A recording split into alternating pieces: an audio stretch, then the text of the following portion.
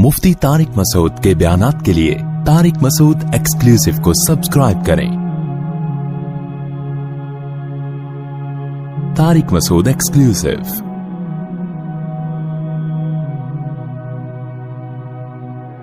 भाई ये किसी ने बोला है कि मुझे जिना का शदीद खतरा है, तो हाँ भाई, आपके अलावा, आपके पास निकाह के अलावा कोई ऑप्शन नहीं। कम मयार करके शादी कर लो कहीं भी, सही है ना, गरीब लड़की से कर लो, और जब तक निकाह नहीं होता कसरत से रोजे रखो। या आजकल ऐसी दवाएं भी हैं, मेडिसिन भी हैं, होम्योपैथिक मेडिसिन है जो ख्वाहिश को, शहवत को कम कर देती हैं। आप किसी डॉक्टर को बताएंगे, होम्योपैथिक डॉक्टर में ना, होम्योपैथिक में ऐसी दवाएं हैं जिन नौजवानों के दिमाग हर वक्त खोपड़ी खराब रहती है ना उनकी, तो वो मेडिसिन वक्ती तौर पर उनकी खोपड़ी को सेट कर देती है। तो जब तक शादी नहीं हो रही तो वो दवा इस्तेमाल करें, उससे भी उसका कोई नुकसान नहीं है। मैं दवा का नाम ले लेता, लेकिन मैंने छोड़ दिया नाम लेना। एक दवा है तो हमारे हजरत भी दिया करते थे नौजवानों को, उसके कोई साइड इफेक्ट नहीं है, वो खा लें।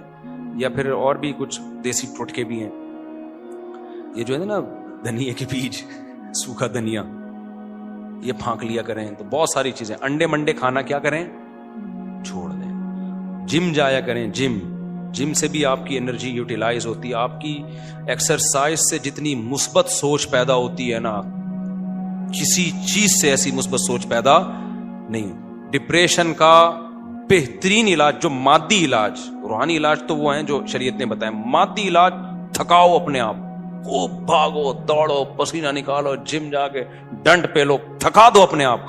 उससे दिमाग इतना खुश होगा ना, छलांगे मारने का दिल करेगा आपका, ऐसा लगेगा मैं जन्नत में आ गया। ये जो गुस्सा आता है मुझे यार, मैंने जितने दीनदार देखे हैं, अभी मैं जापान में गया तो मैंने एक चीज देखी, सारे फिट हैं यार, कोई आड़ा तिरछा जापानी मुझे नजर नहीं आया। ऐसे सिल स्मार्ट है, शिन जा रहा है। इधर आओ तो यार कोई इंसान का बच्चा नहीं आता यार, सारे आड़े तिरछे। नमाजी, बेदीनों की तो हम बात ही नहीं कर रहे, नमाजी भी हैं, परहेजगार भी हैं, तहज्जुद गुजार भी हैं। और तो यार ये भी तो शरीयत का हिस्सा है, ये भी तो शरीयत का हिस्सा है मेरे भाई। जैसे दाढ़ी एक मुट्ठी रखना लाजिम है, तो पेट भी तो एक हद तक रखना लाजिम है ना। एक तो कुदरत की तरफ से हो, कोई बीमारी हो, बाज लोगों को होती है बीमारी, वो तो मैं बार बार कहता रहता हूं, ये कुदरत की तरफ से, वो तो वहां भी होते हैं, जापानीज में भी होते हैं। कुदरत की तरफ से बीमारी हो, जिस्म बड़ा हुआ है, वो एक अलग बात। लेकिन यार हमारा लाइफ स्टाइल, चाहे अभी एक भाई सहरोजा, एक बूढ़े मियाँ ना मुझे यहाँ मिले, दूर से बेचारे कांप रहे थे थोड़ा सा ना, मुझे लगा कि मुझे इशारा कर रहे हैं, मैं रुक गया ना, मैंने कहा यार ये बेचारे थोड़े माजूर लग रहे हैं, मैं चला गया उनके पास, हाथ मिलाया, अस्सलाम वालेकुम। तो कहते हैं मुफ्ती साहब मैं सहरोजे के लिए गया था, मुझे बहुत सारे परहेज थे ना, डॉक्टर ने कहा था आपका कोलेस्ट्रॉल बहुत बढ़ा हुआ है, बिरयानी नहीं खाना, तली हुई चीजें नहीं खाना, कोरमे नहीं खाना। तो मैं तबलीगी जमात में गया, मैंने कोई बेचारे हम जैसे अनाड़ियों के साथ चले गए होंगे, तो मैंने उन लोगों से कहा भाई मैं नहीं बिरयानी, उन्होंने कहा नहीं अल्लाह के रास्ते में कुछ नहीं होता, मेरे जैसा अनाड़ी होगा, वरना तबलीग के अकाबिर ऐसे नहीं होता भाई, अल्लाह का रास्ता है, खाओ। कह रहे मैंने खाया, उसके बाद मुझे आते ही फालिज हो गया। तो कह रहे वो बड़े गुस्से में थे, तो मैंने कहा भाई तबलीग को बुरा नहीं कहा, उन्होंने कोई गन पॉइंट पे थोड़ी खिलाया है। तो हमारा जो दीनदार तबका है मेरे भाई, खाने पीने में बहुत गलत है यार।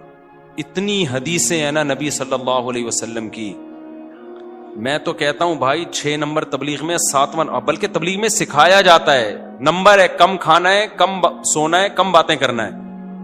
एक हम तबलीग भाई ने मुझे बताया कि यार हम लोग के अकाबिर तो कहते हैं कम बातें करो, कम खाओ, जब कम खाओगे तो नींद भी कम जरूरत पड़ेगी, कम नींद में वो फायदा हासिल हो जाएगा, तो कम बातें करो। तो कह रहे हम लोग क्या करते हैं, काम खाना, काम सोना, काम बातें करना।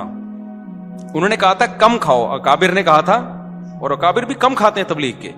अकाबिर ने कहा था कम बातें करना, कम खाना, कम सोना। हमने एक अलिफ बढ़ा दी, हमने कहा काम खाना, काम बातें करना, काम क्या है, सोना है। तो मेरे एक उस्ताद साल लगाकर आए, इतने सेहतमंद हो गए ना माशाल्लाह, बड़े लाल टमाटर भी हो, वजन बढ़ गया ठीक ठाक। मैंने कहा उस्ताद जी आप साल के बाद इतने मोटे, वो थे मिजाइया। कहते हैं यार मैं असल में तबलीग में निकला, 2 फिक्रों से आदमी कमजोर होता है, एक आखिरत की फिक्र से, एक बाल बच्चों दुनिया की फिक्र से। کہنا میں جب تبلیغ میں نکلا تو دنیا کی فکر تو ختم ہو گئی, آخرت کی پیدا نہیں ہوئی. تو دونوں فکریں کیا ہو گئی, مزاحیت ہے ان کا مزاج. تو کھانے کو اللہ کا واسطہ کنٹرول کرو میرے بھائی, کنٹرول کرو. میرے 2 پراٹھے تو تم سنتے ہو تو وہ ایک ہی دفعہ میں ہوتے ہیں, دوپہر اور رات کے نہیں پھوڑتا پھاڑتا میں. جس دن پھوڑ بھی لوں نا اگلے دن ڈبل ایکسرسائز کر رہا ہوتا ہوں, جا کے میں ڈبل ایکسرسائز کر رہا ہوتا ہوں. تو بہت افسوس ہوتا ہے دینداروں کو دیکھ کے, جاپانی ہمیں دیکھ کے مسلمان خدا کی قسم نہیں ہوگا. مجھے لوگوں نے کہا جاپان میں تبلیغ کرو, میں نے کہا میں کیا تبلیغ کروں, میں جن لوگوں کے ساتھ وہاں پہنچوں گا جاپانی دیکھے گا کہ یہ اسٹائل کہیں اسلام کی وجہ سے تو نہیں ہوا. وہ تو یہ سمجھ رہے کہ اسلام کی وجہ سے یہ آڑے ترشے ہو گئے ہیں. سب سے پہلی چیز جس کا انسان کا دوسرے انسان پہ اثر ہوتا ہے وہ پرسنالٹی ہے. آپ کے یہاں جب کوئی رشتہ لینے کے لیے آتا ہے, یار آدمی اس کی تنخواہ بعد میں پوچھتا ہے, قوم بعد میں پوچھتا ہے, عمر بعد میں پوچھتا ہے. سب سے پہلے کیا دیکھتا ہے, گیٹ اپ کیسا ہے, پرسنالٹی کیسے, اس کے بعد ہوتا ہے. تو پرسنالٹی آڑی ترچھی ہے یار, اور وہ اپنی حماقتوں سے, اللہ کی طرف سے ہو تو ہوا تو معاف ہے بھائی, لیکن اپنی حماقتوں سے. یہ مذہب کا مسئلہ ہے, اس کو لوگ سائنس کا مسئلہ سمجھ رہے ہیں. ہمارے نبی صلی اللہ علیہ وسلم کی اتنی شدید وعیدیں ہیں. نبی نے فرمایا, بخاری کی حدیث ہے, کہ اس امت میں سب سے پہلے جو خرابی آئے گی نا, بخاری کی حدیث ہے, سب سے پہلے خرابی آئے گی جھوٹ بولنے کی اور زیادہ کھانے کی. جھوٹ اور زیادہ کھانا, جھوٹی گواہیاں دیں گے جا کے اور کھائیں گے زیادہ, جس کو سمن کہا گیا. موٹاپا آئے گا, کھانے کی وجہ سے موٹاپے کی بیماری اس امت میں سب سے پہلے آئے گی. تو یہ آج پھیل گیا موٹاپا, کھائے جا رہے ہیں, ثواب سمجھ کے کھا رہے ہیں, ثواب سمجھ کے کھا رہے ہیں. تو کنٹرول کرو. بھوکا رہنے سے نقصان نہیں ہوتا, خوب سمجھ لو.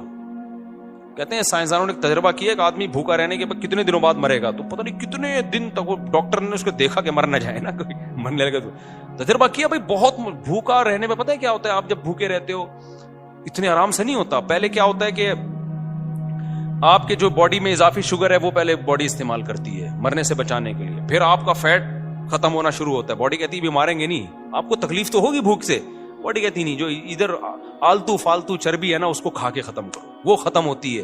اس کے بعد باڈی کہتی ہے کہ وہ جو اضافی سیل ہے نا آپ کی باڈی میں جو کینسر بناتے, جو کچرے نہیں تھے, جو کچرا پڑا ہوا تھا نا باڈی میں, جو کل جا کے کینسر میں تبدیل ہوتا یا کوئی بڑی بیماری میں, پھر باڈی ان سیل کو کھانا, جو فالتو سیل ہیں, گندے فضول قسم کے سیل, ان کو کھانا شروع کرتی ہے. بہت مشکل سے جا کے پھر باڈی, پھر آپ یعنی جو آپ کو خود کو کھانا شروع کرتی ہے, بہت مشکل سے. آخر میں مسل لاس ہونا شروع ہوتا ہے. تو بہت مشکل آخری میں مرحلے میں آتا ہے یہ. جب سب کچھ ختم ہوتا ہے پھر باڈی سسکیاں لے لے کے آخر میں جاتی ہے. اور اس اسٹیج پہ پہنچنے کے بعد بھی جب کھانا شروع کرو نا تو تھوڑے دن میں دوبارہ, یعنی ایسا لاس نہیں ہوتا جو ناقابل تلافی نقصان ہو. ایسا لاس نہیں ہوتا کہ اب اتنا بھوکا رہنے سے اتنا لاس ہوا ہے, اب ڈاکٹر کہ اب اس کی تلافی. نہ نہ نہ نہ, ڈاکٹر کہے گا مفتی صاحب کا بیان سنو 2 پراٹھوں والا, 6 دن میں دوبارہ اسی پوزیشن میں آ جاؤ گے جہاں پر گئے تھے. تو پہلے ڈاکٹر اس بات کو نہیں مانتے تھے, اب تو ڈاکٹروں نے بھی ماننا شروع کر دیا ہے کہ زیادہ کھاؤ تو پھر وہ کھائے جو جم جا رہا ہے, اس کے لیے حلال ہے زیادہ کھانا, کیونکہ اس کی انرجی استعمال ہو. لیکن وہ بھی زیادہ یہ نہیں کھائے پراٹھے مراٹھے, یہ تو میں بولتا رہتا ہوں, مجھے اچھے بہت لگتے ہیں, کیا کروں. تو وہ بھی پھر زیادہ جو ہے نا پروٹین والی چیزیں, انڈے منڈے ہو گئے اور جو خاندانی چیزیں ہیں وہ کھائے زیادہ. تو ہمارے یہاں تو جو طریقے سے پھوڑا جا رہا ہے بھائی, برباد ہو رہے ہیں. پیزے برگر ہضم کیسے ہوتے ہیں, میں تو منہ میں ایک نوالا پیزے کا میرے حلق سے نہیں اترتا. بڑی بڑی دعوتوں میں لوگ میرے سامنے بہترین قسم کے خوشبو سے دماغ معطر ہوتا ہے, وہ لوگ کہتے ہیں کھائیں, میں کہتے ہیں یار یہ چباؤں گا کیسے میں اس کو, یہ تو منہ میں جا کے بھوسا بن جائے گا, نہیں اترتا میرے حلق میں. یار یہ کوئی ایسی چیز کھاؤ جو چبانے کا مزہ تو آئے نا اس کو. پراٹھا چبایا تو جاتا ہے نا کم از کم, ایک ایک لقمے پہ لذت محسوس ہوتی ہے. تو یہ کیسے چبائیں ہم لوگ, ڈبل روٹیاں کھا رہے ہیں, چبا کیسے رہے ہیں بھائی. تو یہ کوئی عجیب سی چیز ہے بھائی, یہ اللہ بچائے یار. میں تو ہمارے والد صاحب فرمایا کرتے تھے, یہ دفعہ میرے والد صاحب کے سامنے کسی نے بریڈ لا کے رکھ دی ڈبل روٹی. اب ہمارے والد صاحب تو انڈیا کے سہارنپور کے, وہ تو موٹی روٹی جب تک نہ وہ کھاتے ہی نہیں تھے, تو بریڈ لا کے رکھی نا, وہ ان کے منہ میں چپڑ کے نا